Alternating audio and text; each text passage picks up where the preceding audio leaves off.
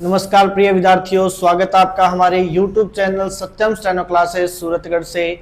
तो देखिए भी आज की वीडियो सभी स्टेनोग्राफर्स के लिए बहुत ही महत्वपूर्ण रहने वाली है। आज अपने बहुत सारे अच्छे टॉपिक्स पे अपने बात करेंगे कि बहुत सारे विद्यार्थियों को जो दिक्कतें आ रही है स्टेनो लिखते टाइम या फिर स्टेनो में जो कुछ भी प्रॉब्लम्स आ रही है उन सभी के बारे में आज अपने जो है वो बात करेंगे। तो वीडियो स्टार्ट करने से पहले अगर चैनल पे कोई नया है तो चैनल को सब्सक्राइब अवश्य कर लें एंड ज़्यादा से ज़्यादा शेयर कीजिएगा ताकि सभी विद्यार्थियों तक ये वीडियो अपनी पहुंच जाए। तो वीडियो में आपको थंबनेल देख के पता लग गया होगा कि वीडियो किस बारे में है। जी हाँ, आज अपने बात करेंगे स्टेनो में कि आपकी स्पीड है वो क्यों नहीं बढ़ रही है, स्पीड को कैसे बढ़ाएं, शब्द चिन्ह कैसे लगाएं, आपको स्टेनो में जो कुछ भी प्रॉब्लम्स आ रही है आज उन सभी को अपने इस वीडियो के माध्यम से अपने वो सॉल्व कर लेंगे। तो चलिए वीडियो स्टार्ट करते हैं। सबसे पहले वीडियो में अपने देखेंगे कि आपकी जो है वो स्पीड। सबसे पहली बात कर लेते हैं अपनी, कुछ काफी टॉपिक पे अपने आज बात करेंगे कि कुछ विद्यार्थियों के दिक्कत ये आ रही है कि स्टेनो में स्पीड नहीं बढ़ रही।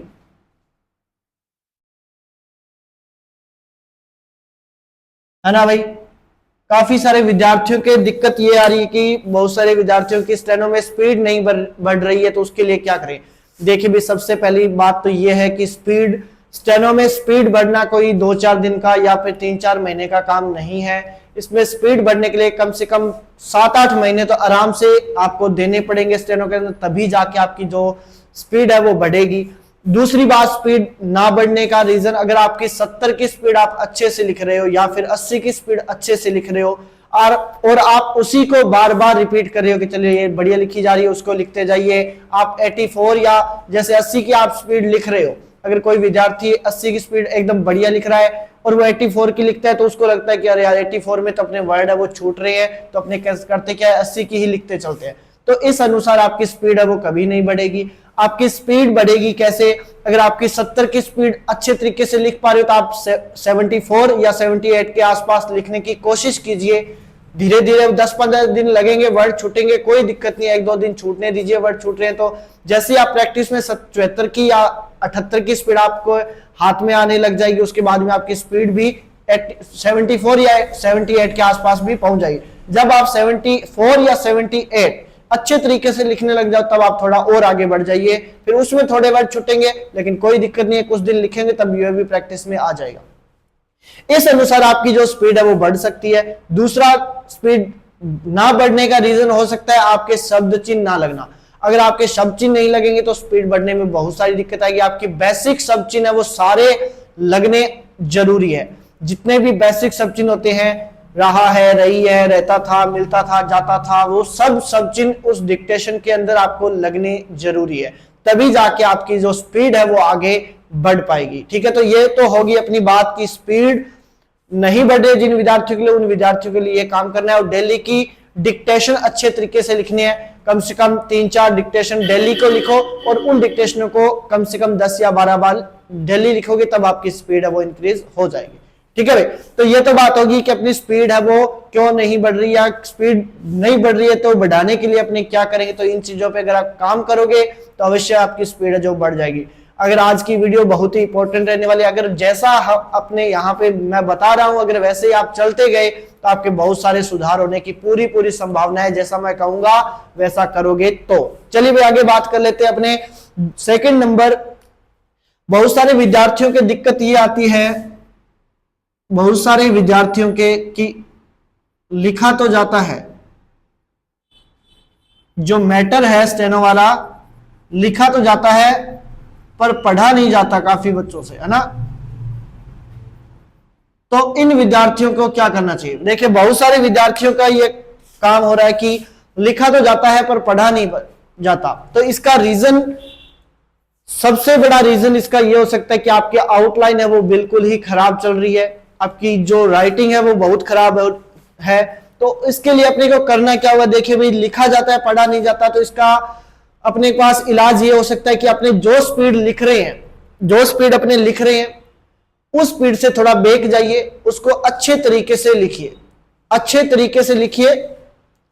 पहली बार में ना लिखा जाए या पढ़ा ना जाए उसको दोबारा लिखिए और दोबारा पढ़ने की कोशिश कीजिए। एक डिक्टेशन को पहली बार लिखो तब पढ़ के देखो उसको कि पढ़ा जा रहा है कि नहीं पढ़ा जा रहा। अगर नहीं पढ़ा जा रहा है तो उसको दोबारा लिखिए और राइटिंग पे ध्यान देके लिखिए। ज्यादा से ज्यादा मात्राएं यूज कीजिए। जो विद्यार्थी मात्राएं यूज नहीं करेगा तो उन विद्यार्थियों को पढ़ने में बहुत सारी दिक्कत आने वाली है। ठीक है, तो ज्यादा से ज्यादा मात्राएं यूज कीजिए। एक डिक्टेशन को कम से कम 10 या 12 बार लिखिए। तो 10 या 12 बार लिखते हो तो 10 या 12 बार उसी डिक्टेशन को पढ़ना भी है। जैसे एक ही डिक्टेशन को आपने 10 बार लिखा तो 10 की 10 बार उसको पढ़ के देखो बार बार कि पढ़ा जा रहा है कि नहीं पढ़ा जा रहा। जब तक पढ़ा नहीं जाएगा तब तक आपके आगे जाने की कोई भी संभावना नहीं है। तो डिक्टेशन को बार बार लिखो और ज्यादा बार पढ़ो। जितनी बार लिखते हो उतनी बार ही पढ़ो। अपने करते क्या है, बहुत सारे विद्यार्थी ऐसे करते हैं कि एक बार डिक्टेशन लिखा कि उनको लगा गया कि हाँ ठीक है लिखा गया, लेकिन वो पढ़ते नहीं है। तो ये प्रॉब्लम बहुत सारी बच्चों के है और बहुत ही दिक्कत देने वाली आगे विद्यार्थियों के। तो करना आपको यही है कि ज्यादा से ज्यादा मात्राएं यूज करनी है और ज्यादा से ज्यादा डिक्टेशन को लिखने के बाद में पढ़ना है। जितनी बार लिखते हो उतनी बार ही आपको डिक्टेशन को पढ़ना है। ऐसे आपका जो फ्लो बन जाएगा धीरे धीरे धीरे। अब आप रेगुलर 1 या 1.5 महीने या फिर 15 या 20 दिन पढ़ोगे रेगुलर कंटिन्यू में तो आपको खुद को अपना एहसास होने लग जाए कि हाँ यार अब तो पढ़ने लग गए हम कुछ ना कुछ। और कंटिन्यू चलते जाओगे महीना 2 महीना, उसके बाद आप अच्छे तरीके से फ्लो बन जाएगा आपका, अच्छे तरीके से पढ़ पाओगे। जो भी आप अपनी तरफ से भी कुछ सब चीज लिखोगे या कुछ भी लिखोगे तो आपको आसानी से समझ में आ जाएगी आपने क्या लिखा है। ये आपको कम से कम 1 महीने तक रेगुलर कंटिन्यू करना है, तब आपका ये भी प्रॉब्लम है वो सॉल्व हो जाएगी। तो चलिए अब बात करते हैं 3 नंबर टॉपिक पे। 3 नंबर टॉपिक है कि बहुत सारे विद्यार्थियों के क्या दिक्कत आती है कि शब्द चिन्ह नहीं लग पाते हैं ना, शब्द चिन्ह नहीं लग पाते हैं।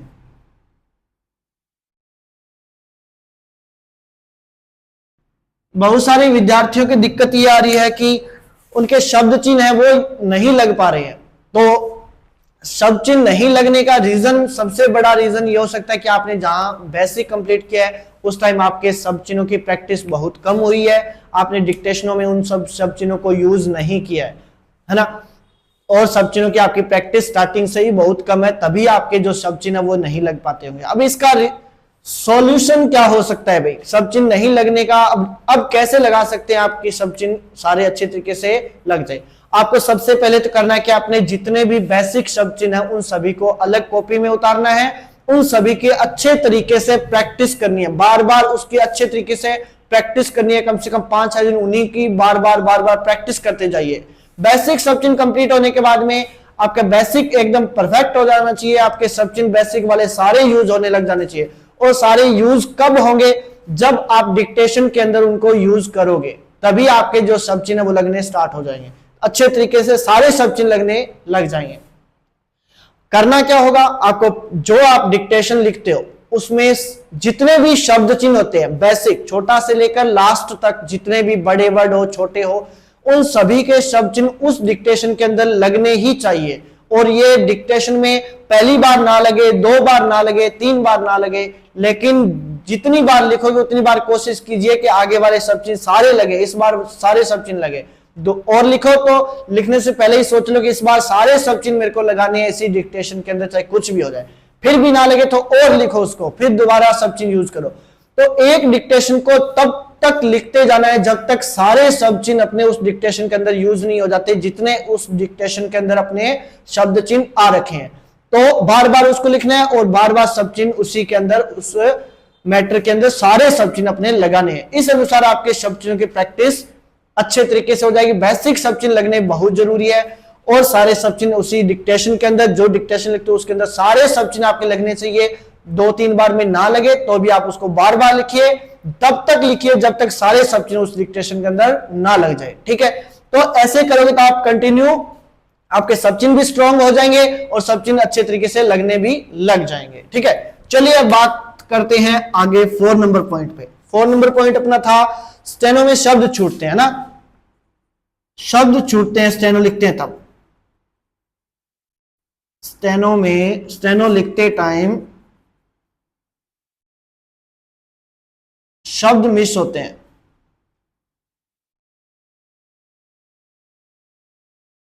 स्टेनो लिखते हो तब आपके शब्द हैं वो छूटते हैं। इसका रीजन इसका रीजन क्या हो सकता है? इसका रीजन यही हो सकता है कि आप या तो छलांग मार के आगे गए हो कि चलो फाइल छोड़ते हैं, एक बार कुछ लेसन किए सीधा भागे आगे वाली पे न्यूज़पेपर लिखने लग गए, या कुछ कहीं से मन किया वहां से शब्द अपने जो उठा के वो लिखने लग गए, या फिर न्यूज़पेपर लिखने लग गए। अपनी स्पीड, जो स्पीड एक्चुअल में अपनी स्पीड है वो अपनी स्पीड नहीं है, अपने उसके साथ धक्का मुक्की कर रहे हैं कि चलो जैसे तैसे अपने ये लिख लेते हैं, तो उस अनुसार आपके सब चिन्ह छूटेंगे। आपको करना इसके लिए क्या है? आपको करना ये रहेगा कि आपकी जो स्पीड एक्चुअल स्पीड है उस पर काम कीजिए, खूब सारा उसी डिक्टेशन को लिखिए जो आपकी एक्चुअल स्पीड है। चाहे आपकी 70 की स्पीड है तो आप एक बार उसको अच्छे तरीके से 70 को परफेक्ट बना लो, उसके बाद में 74 लिखिए, उसके बाद में आप धीरे धीरे स्पीड बढ़ाइए। सब छूटने का रीजन यही होता है कि आप या तो ज्यादा स्पीड से लिख रहे हैं और या फिर आपके शब्द चिन्ह है वो नहीं लग रहे हैं वर्ड के अंदर, डिक्टेशन के अंदर। अगर डिक्टेशन के अंदर आपके शब्द चिन्ह नहीं लगेंगे और स्पीड आपको बढ़ानी है तो आपके जो शब्द छूटेंगे ही छूटेंगे। अगर आपको स्पीड बढ़ानी है तो आपके शब्द चिन्ह लिखने पूरे लगने चाहिए और शब्द ना छूटे, इसके लिए भी आपके शब्द चिन्ह इंपॉर्टेंट बहुत रहते हैं। यानी कि इधर जाओ चाहे कहीं जाओ, लेकिन आपके शब्द चिन्ह है वो जो सारे डिक्टेशन में लगने चाहिए। सारा खेल स्टेनो में किसका होता है? शब्द चिन्हों का, इसीलिए इसको क्या बोलते हैं? Short hand. तो अगर आपके शब्द चिन्ह नहीं लगेंगे तो स्पीड कैसे बनेगी? स्पीड नहीं बनेगी तो शब्द छूटेंगे ही छूटेंगे। तो सब चिन्ह सारे लगाओगे तो आपके शब्द भी है वो छूटने कम हो जाएंगे। और सेकंड बात की वर्डों की बनावट, वर्डों की बनावट आपको छोटी रखनी है। जितने आप छोटे लिखोगे उतने ही फायदा होगा। तो छोटे लिखिए वर्डों को, आपके शब्द कम छूटेंगे। बड़े बड़े लिखोगे, एक लाइन में 3-4 वर्ड लिखोगे तो आपके बहुत सारी दिक्कत आएगी, इससे आपके शब्द भी छूटेंगे, पढ़ने में भी दिक्कत आएगी, आपकी स्पीड भी नहीं बन पाएगी। इसलिए शब्द चिन्ह सारे यूज करने हैं। तो सारा खेल किसका रहने वाला है? शब्द चिन्हों का। तो शब्द चिन्ह लगेंगे तो आपके जो वर्ड भी छूट रहे हैं वो वर्ड भी नहीं छूटेंगे। ठीक है, चलिए बात करते हैं आगे। आगे बहुत सारे विद्यार्थियों की दिक्कत ये आती है कि उनको समझ नहीं आता कि स्त्री है या पुल्लिंग लिंग है, कौन सा है। स्त्री पुल्लिंग लिंग समझने में दिक्कत है ना।